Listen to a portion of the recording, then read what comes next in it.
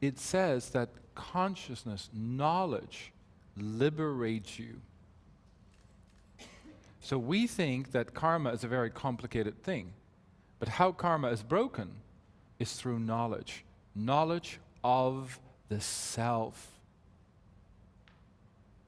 If I am about to behave like a total ass, which of course I never do, but I'm about to behave like a total ass and go, you know what?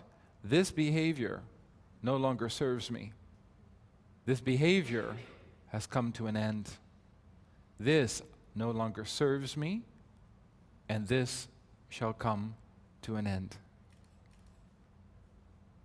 Am I actually just repeating words, or am I bringing knowledge to the conscious and to the unconscious? I am. So does knowledge liberate us from karma? Yes. That's why the motto of most governments is keep them stupid. Pay as much gas. I mean, I'm almost shocked how Canada pays 35% more for all of its goods, and you go across the border, you buy the same thing for 35% less. Like, how stupid are we? But we're trained to be ignorant or uneducated. So to go back to knowledge within the moment leads to consciousness. Knowledge and consciousness liberates us from the cycle of bondage. If my mind goes, oh my God, I just hate her, blah, blah, blah, blah, blah. If I just say, this thought no longer serves me, this thought no longer represents me, this just doesn't serve me any longer. Does it mean that I'm just being repetitive? And no, I'm bringing an old behavior. And as much as that sounds silly, but this knowledge leads to consciousness, which sinks into the wheel of karma and changes the outcome. Maybe not today, because karma takes time. There's past karma, present karma, and future karma. So I might, in 6 months, 8 months, 9 months from now, all of a sudden feeling the fruits of going, oh, I go through cycles where my mind is in a blissful place. 6 months, 7 months, 8 months.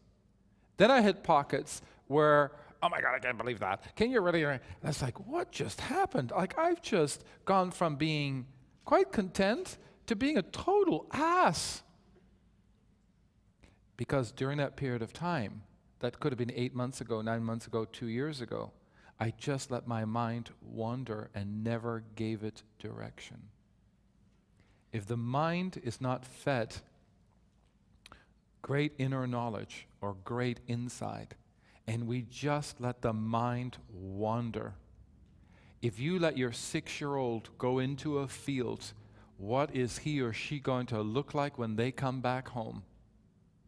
Their clothes are ripped, they're covered in mud, it's the same thing. Be aware of what you think, because this will get stored in your silo of grain, and by the time that silo is full and it comes out to the bottom, you will experience that week. So for the week where I am really an ass, that is the week where I make sure that my mind is so centered, and that every time I'm about to say, make an assessment or a judgment, or I can't do it, or I'm running late, or whatever, I make sure that I am in such discipline within my mind that this is a short-lived week, not a long-lived month.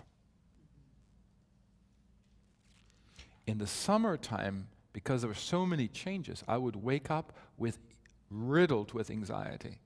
Now, mind you, this was also happening with the world and with George Bush, but I would wake up being terrified. I'm not a terrified person, but I was so afraid and so terrified, and my anxiety levels were so high for someone that is actually so grounded. And I just couldn't figure it out. And my soul was saying, sell your house and get out. But I wasn't paying attention. And the longer I stayed in my house, the more I was getting anxiety. So my own principle that says pay attention to what you need to listen to.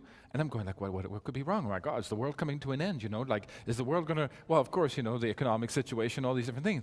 But the soul communicated, and I wasn't listening to what my soul was telling me. And at the end of the day, I sold my house, but I had to pack up in 3 days and not have a home. And that was my karma, because I wasn't listening to my soul. It took me 3 weeks to pack, not know where to go, because I wasn't paying attention. Now, am I still blessed because I sold my house? Yeah, blah, blah, blah. That's not the point. The point is, there is what's called behavioral modification, that we need to correct ourselves in how we behave and what we think. And then there is we needing to pay attention to what is the soul saying. And these two things need to be coincide with each other, otherwise we don't free ourselves from that karma.